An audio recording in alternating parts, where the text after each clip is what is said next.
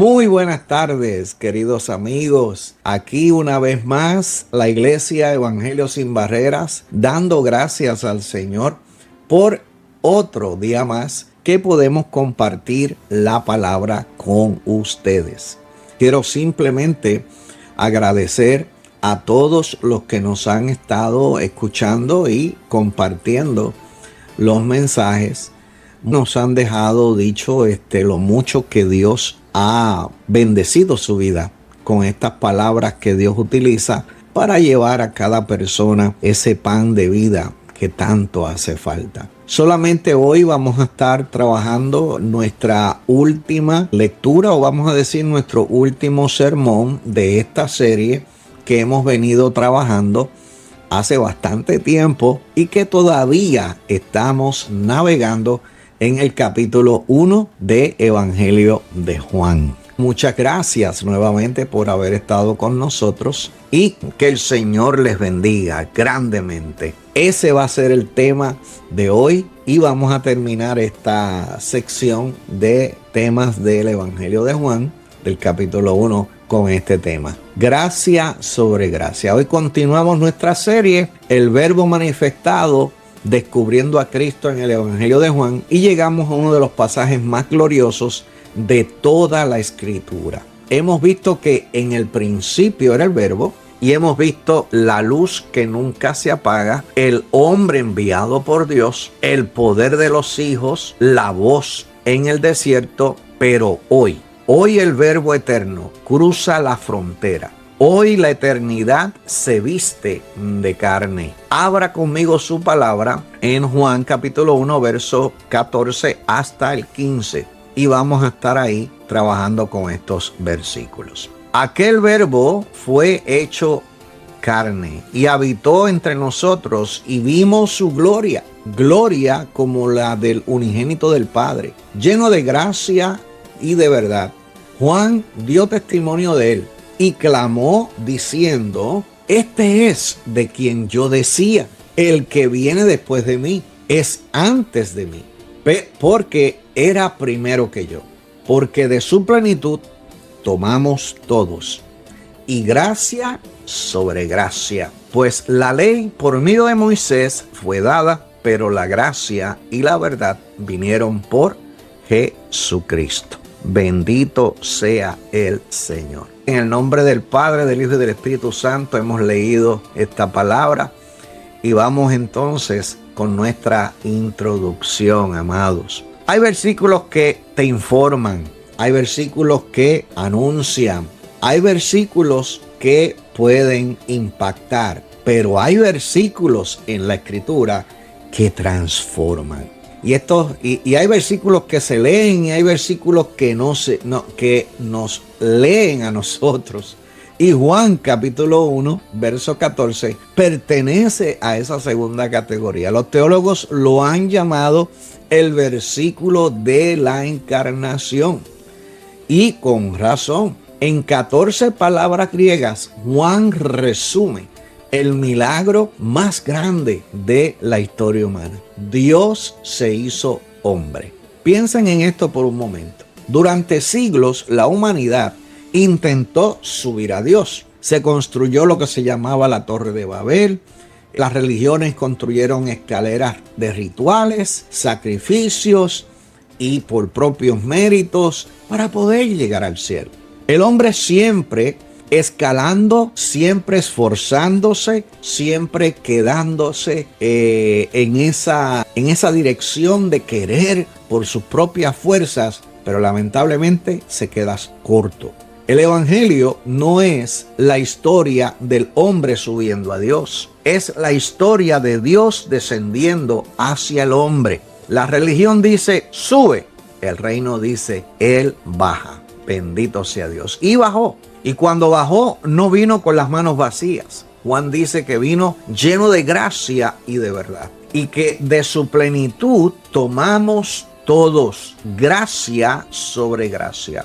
Hay una palabra griega que va a gobernar todo este mensaje. Y es pleroma, que es plenitud. No porción, no una muestra, no es un anticipo, es plenitud. Y como se ha expresado y quizá usted lo ha escuchado antes, cuando le preguntaron qué distinguía el cristiano, o sea, cuando le preguntan a algunas personas que son estudiosos en la palabra y que llevan muchos años enseñando del cristianismo, ¿qué distingue al cristianismo de todas las demás religiones del mundo? Y la respuesta es sencilla: la gracia, la gracia. Toda religión humana opera sobre el principio del mérito. Solo el Evangelio opera sobre el principio del favor inmerecido. Hoy quiero mostrarte en unos 5 o en algunos puntos lo que significa vivir bajo ese favor. Y le advierto desde ahora que si usted llegó cargado de religión, cargado de doctrinas que no lo llevan a ningún lado, va a salir liberado por la gracia. Si llegó condenado por su pasado, va a salir cubierto por su plenitud. Diga conmigo: gracia sobre gracia, gracia sobre gracia. Y lo pueden escribir, lo pueden escribir. Recuerden que pueden dejarnos también ahí cualquier petición de oración para entonces orar por ustedes. Este programa es grabado, pero queremos orar por ustedes. No se sientan mal, pónganlo ahí, o si no nos escriben al privado. Primeramente, quiero hablar de la plenitud que acampó y que puede acampar en nuestro terreno, donde dice el verso 14 del capítulo 1, y aquel verbo fue hecho carne y habitó entre nosotros. Bendito sea el Señor. Mire esta palabra, habitar. Habitó en el griego viene del verbo que se llama eskené, que es tienda, tabernáculo. Literalmente Juan estaba diciendo, el verbo habitó, vivió, se hizo un tabernáculo entre nosotros. Plantó su tienda en nosotros y alrededor de nosotros. Levantó su carpa en medio del campamento humano. Qué hermoso de que el Señor siempre ha estado detrás de nosotros, de que Él está interesado en ti, de que siempre se está llegando a ti de una forma especial y de una manera hermosa. No lo sigas rechazando. Y tú sabes a quién yo le estoy hablando. Sí, tú sabes quién. No lo rechaces más. Él está tomando todos los caminos posibles para que tú puedas estar con Él y tener esa relación. Ahora, volviendo a la lectura, ¿por qué Juan escoge esa palabra? ¿Por qué está mirando y escoge y escribe esa palabra? Sencillamente porque está mirando hacia atrás, hacia el desierto del Éxodo. ¿Recuerda el tabernáculo de Moisés? Dios le dijo a Israel: y harán un santuario para mí y habitaré en medio de ellos. Que lo encuentras en Éxodo 25, verso 8. En aquel tabernáculo descendía la nube y esa nube descendía sobre el tabernáculo, y allí se le llamaba eso la Shekinah, la presencia manifiesta de Dios. Pero había un problema. El pueblo veía la nube de lejos. Solo el sacerdote entraba al lugar santísimo una vez al año. Y tenía que hacerlo con sangre de animales, con mucho temor, y tenían unas campanas por si acaso el sacerdote no estaba completamente purificado o había hecho algo que no había pedido perdón, entonces moría. Y esas campanitas eran para saber si el sacerdote todavía estaba moviéndose, si todavía estaba vivo. Porque si no, había que alarlo con unos ganchos especiales para que así no se quedara allá adentro, porque nadie más podía entrar allí. Pero mire la revelación. Juan declara que en Jesús el tabernáculo ya no es una carpa de pieles, es un cuerpo de carne. La gloria que estaba detrás de ese velo ahora estaba caminando por las calles de Galilea. La Shekinah ahora tiene rostro, tiene nombre, tiene manos que tocan leprosos y ojos que lloran frente a una tumba. Por eso Juan exclama: y vimos su gloria. Lo que Moisés pidió ver cuando él le dijo: Señor, enséñame tu gloria. Y Dios solamente le dijo: vas a poder ver mis espaldas, porque de frente no vas a poder verme. Ahí uno de los famosos cristianos que tienen tremendos libros Yo les pido que cuando tengan un chance puedan comprarse alguno de ellos. A.W. Tozer enseñaba que lo que viene a nuestra mente cuando pensamos en Dios es más importante acerca de nosotros. Y aquí está el punto. Muchos creyentes todavía piensan en un Dios distante, un Dios de nube lejana, un Dios al que es difícil de alcanzar. Pero la encarnación destruye esa imagen para siempre. Dios no se quedó lejos, se acercó, tanto que se hizo uno de nosotros. Y es aquí donde está la enseñanza clave.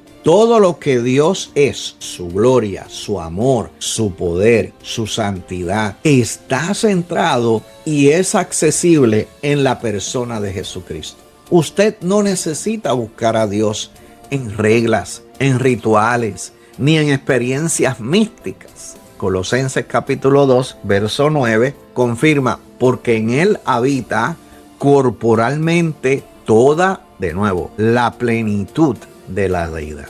¿Quiere ver a Dios? Mire a Jesús. ¿Quiere conocer el corazón del Padre? Escuche al Hijo. Es importante. Y en esta hora, en el nombre del Señor, puedo pedir que sobre tu vida venga una temporada donde puedas aceptar y abrazar que esa distancia entre Dios y tú terminó. Esa distancia entre el Señor y donde tú estás, eso terminó. Dios está al final de su esfuerzo, está en medio de su campamento. La plenitud acampó en el terreno dentro de los hombres. Ahí está Dios buscando para amarte, para salvarte, restaurarte y para sanarte. Bendito sea su nombre. Mirando entonces al segundo punto, es como lo dice en el verso 16, la primera parte, porque de su plenitud tomamos todos. Aquí llegamos a la palabra que gobierna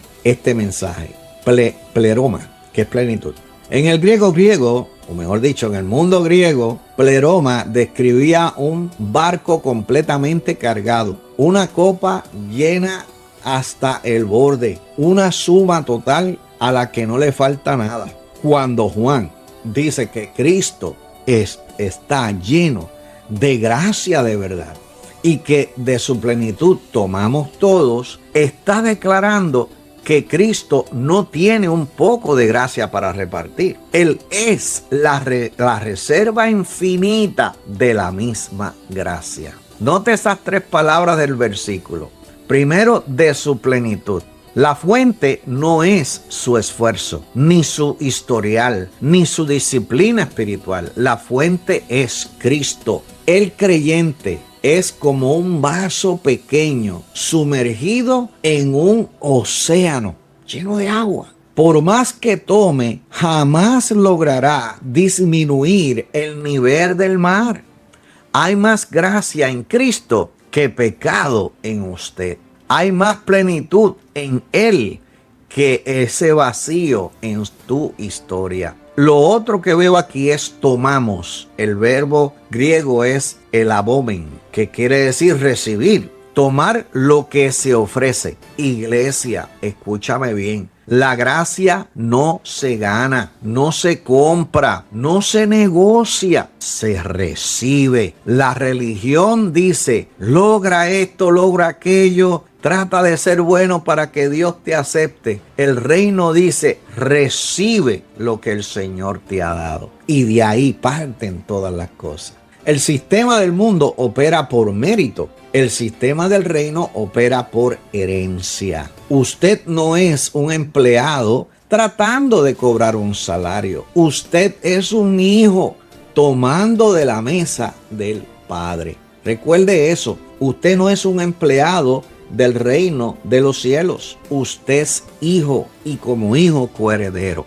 Y el tercer punto aquí de lo que le estaba tratando de decir es que usa también todos. Gloria a Dios por esa palabra. No dice los perfectos, no dice los que nunca fallaron, no dice los que tienen 20 años en el Evangelio. Dice todos, desde el más chiquito hasta el más grande. El que está conectado desde su casa con un pasado que lo avergüenza, como el que prácticamente no ha tenido ninguna experiencia mala en la vida.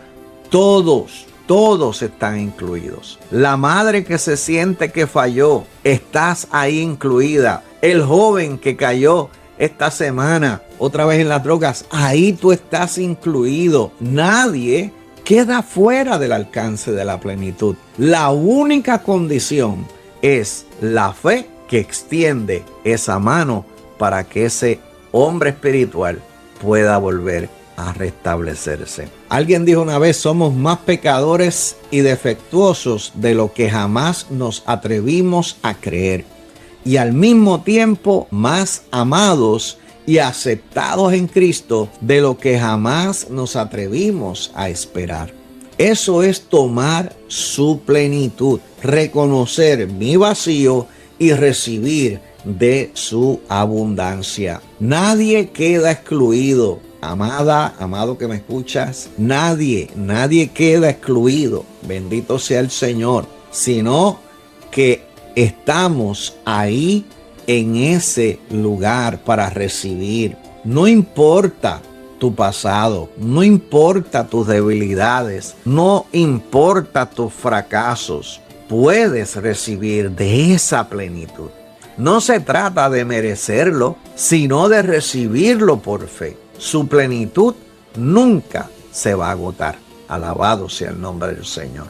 Y en este momento le pido al cielo que pueda ayudarte y darte de su poder para que puedas entender que no depende de ti, depende de su plenitud. Depende de lo que Él ha hecho. Bendito sea el nombre del Señor. El otro punto que aparece acá ya es en el verso 16, la mitad del verso 16, donde habla gracia sobre gracia, gracia sobre gracia. O sea, algo muy interesante y que a veces lo leemos y lo pasamos por alto. Llegamos al corazón de este mensaje. En el griego, la frase es charín, anticharitos. Parece algo cómico. Charín, anticharitos. Eso es en el griego. Y esa pequeña porción, anti, es una joya. Significa en lugar de, en situación de. La imagen es esta. Una gracia que llega para ocupar el lugar de la gracia anterior. Antes de que la anterior se acabe. Como las olas del mar. Cuando una ola termina de romper en la orilla, la siguiente ya viene de camino. Y ustedes ven que en el mar eso es así. Y como el maná del desierto, cada mañana la provisión es fresca. Los comentaristas describen esta expresión como una gracia añadida a gracia. En otras palabras, gracia que reemplaza gracia. Gracia acumulativa y continua. No es una gracia estática que usted recibió el día de su conversión y que se va gastando como un tanque de gasolina. No, iglesia. Es una torrente incesante de favor inmerecido que fluye desde el trono del Padre. Y hubo gracia para salvarle. Pero hay nueva gracia para santificarle. Hubo gracia para ayer, pero hay gracia fresca para hoy.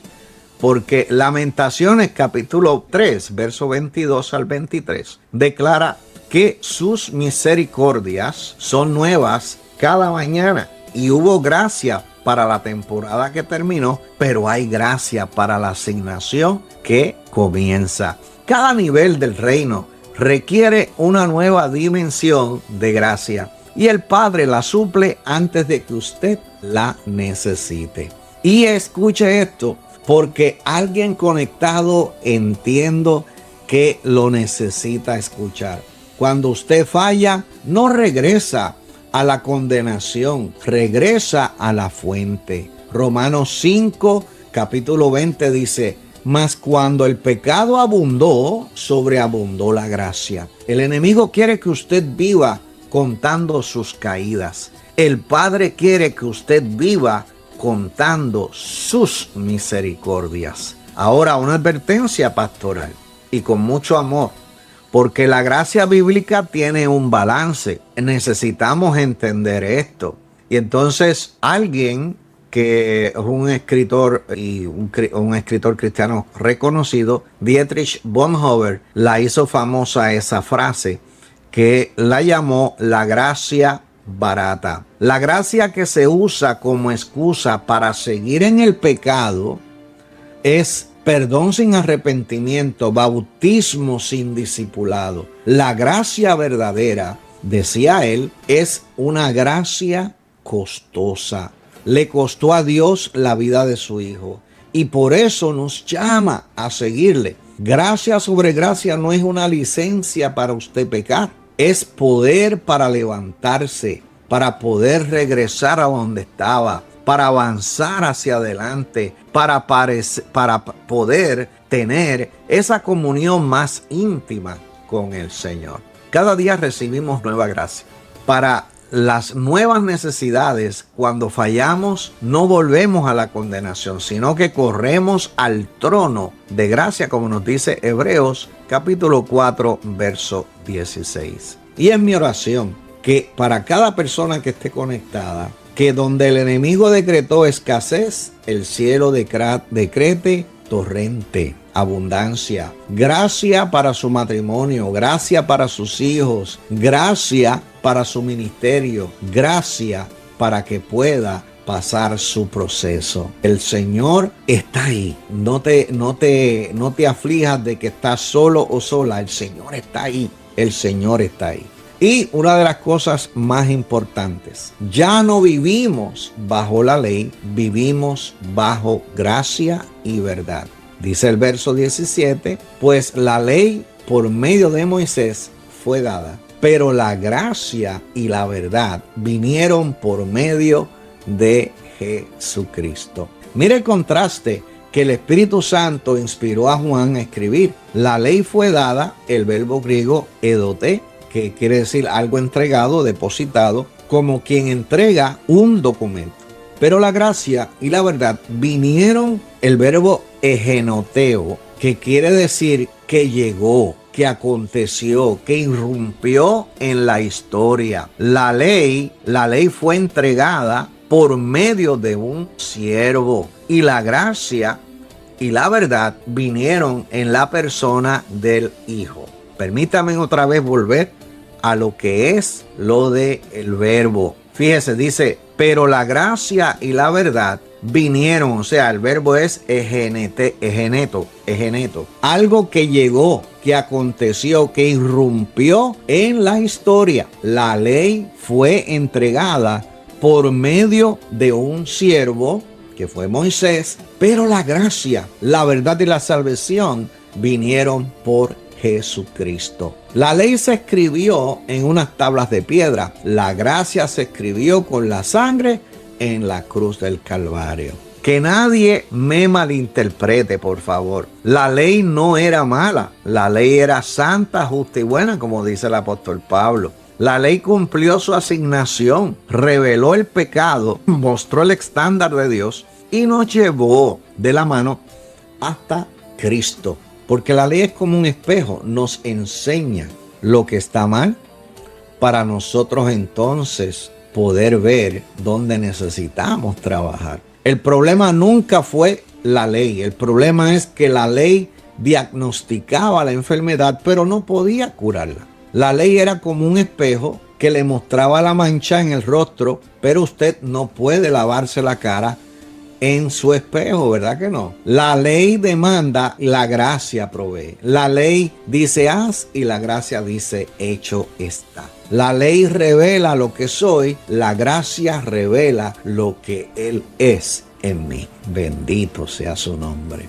Y note cómo Juan no dice solamente gracia, dice gracia y verdad. Caris kai aletheia. Estas dos hermanas caminan juntas. Estoy hablando de dos palabras en griego. Estas caminan juntas y no se pueden divorciar. Gracia sin verdad se convierte en sentimentalismo que tolera el pecado. Verdad sin gracia se convierte en legalismo que aplasta al pecador. Pero en Jesús las dos se abrazan. Él le dijo a la mujer sorprendida en adulterio: ni yo te condeno. Eso es gracia. Pero siempre hay algo después. Le dijo: vete y no peques más. Eso es verdad. Aquí está la revolución del reino y quiero que la escriba en su corazón. El creyente ya no vive bajo ese sistema donde obedece para ser aceptado, sino bajo el sistema de eres aceptado, por tanto viene lo que es después, vivir en obediencia. Yo obedezco porque soy el hijo, soy el que doy el ejemplo. No obedezco para ser hijo, no obedezco para entonces ganar algo, no. Al contrario, es todo lo contrario. Obedezco porque estoy salvo. Obedezco porque estoy demostrando a quien vive en mí. ¿Ven la diferencia? El orden lo cambia todo. La religión pone la conducta antes de la identidad y el reino pone la identidad antes de la conducta. Bajo la ley, usted trabajaba para obtener favor. Bajo la gracia, usted trabaja desde el favor. La gracia no anula la santidad, la hace posible. En Tito capítulo 2, verso del 11 al 12, nos declara: porque la gracia de Dios se ha manifestado para la salvación de todos los hombres, enseñándonos que, renunciando a la impiedad y a los deseos mundanos, vivamos en este siglo sobria, justa y piadosamente. La gracia es maestra. La ley le decía qué hacer sin darle el poder. La gracia le da el poder y le enseña a vivir. Bendito sea el Señor. Yo en esta hora quisiera declarar que no obedezco para ser aceptado, sino que obedezco porque ya fui aceptado. Repite eso en tu corazón y repítelo para que puedas determinar y puedas decirlo constantemente. Iglesia, vamos a recapitular lo que el Verbo manifestado nos ha revelado en este corto tiempo. 1. Dios no se quedó lejos. Plantó su tienda en mi terreno, aquí donde están los seres humanos. 2. La fuente no se agota. Yo recibo de su plenitud. 3. Donde termina una gracia, comienza otra. 4. No obedezco para ser aceptado. Obedezco porque ya fui aceptado. 5. Toda la historia apunta, toda mi historia descansa en Jesucristo. Repito otra vez. Toda la historia apunta a Jesucristo y toda mi historia descansa sobre Él. En este momento yo quisiera elevar una pequeña oración, declarando que la temporada de vivir bajo la condenación terminó. Hoy termina. Usted entra en la dimensión de gracia sobre gracia. Y en el nombre de Jesús pido que toda mentalidad, y declaro que toda mentalidad de huérfano y de esclavo hoy es desactivada en esta hora, y la identidad de hijo y de hija es activada sobre su vida. Gracia sobre gracia, gracia sobre gracia. Esa gracia fresca sobre su casa, gracia sobre su matrimonio, gracia para sus hijos, gracias para su economía, gracia para su asignación en el reino de Dios. Y pido al Señor que el centro siempre usted lo vea en Él, que siempre vea a Jesucristo como el centro y que Él sea el aquel como el hacer de su buena voluntad. Que Él pueda motivarlo a que usted siga adelante. En esta gran oportunidad, aquellos que no le han aceptado como su Señor y su Salvador, les invito a que lo hagan. Es sencillo. Puede decir: Señor Jesús, reconozco que soy pecador y que no puedo salvarme por mí mismo. Creo que tú eres el Verbo hecho carne, que moriste en la cruz por mí y resucitaste al tercer día. Hoy recibo de tu plenitud, recibo tu perdón, recibo tu gracia, recibo tu verdad, recibo a toda esa bendición que tú has querido darme. Renuncio a la condenación, renuncio al sistema de los méritos, renuncio al querer salvarme por mí mismo. Y te recibo como mi Señor, te recibo como mi Dios, te recibo como mi Salvador. Escribe mi nombre en el libro de la vida y desde hoy vivo bajo gracia sobre gracia. En el nombre de Jesús. Amén, amén, amén. Si usted hizo esa oración desde su casa, desde su auto, escríbanos en los comentarios o por mensaje privado que queremos orar por usted. En esta tarde le doy las gracias a Dios por este mensaje y les doy las gracias a ustedes por estar con nosotros. Queremos decirle que la Iglesia Evangelio Sin Barreras está acá en la plataforma de Facebook. También tenemos la plataforma de YouTube. Y entonces allí estamos y en todas las otras redes sociales estamos trabajando para llevar este mensaje de reino a las vidas. Vamos a estar tomando una sabática. No es que quiera decir que no va a haber alguno que otro mensaje que vayamos a poner acá, pero para que sepan, le damos las gracias y prepárense porque cuando vengamos en agosto vamos a estar estudiando entonces el capítulo 2 del libro de Juan y todos los mensajes que el Señor nos pueda dar desde ese capítulo. Les invito a que sigan orando tanto por nosotros vamos a estar orando por ustedes y les damos las gracias. Pronto vamos también a trabajar y vamos a comenzar a trabajar con mensajes especiales para los líderes, para los hombres de Dios o hombres VIP. Ya está por ahí la pastora María que está anunciando para las mujeres VIP y pronto vamos a estar sacando un espacio. Me parece que va a ser también los lunes, donde vamos a estar trabajando entre lunes y martes. Todos esos espacios o esos mensajes que vamos a estar trabajando para todas las cosas que los hombres y mujeres de Dios, hijos e hijas de Dios, quieren que estemos compartiendo. Muchas gracias por su sintonía. Dios me los bendiga. Un abrazo y recuerden que se les ama en el Señor de gran manera. Muchas bendiciones. Bendecido tiempo.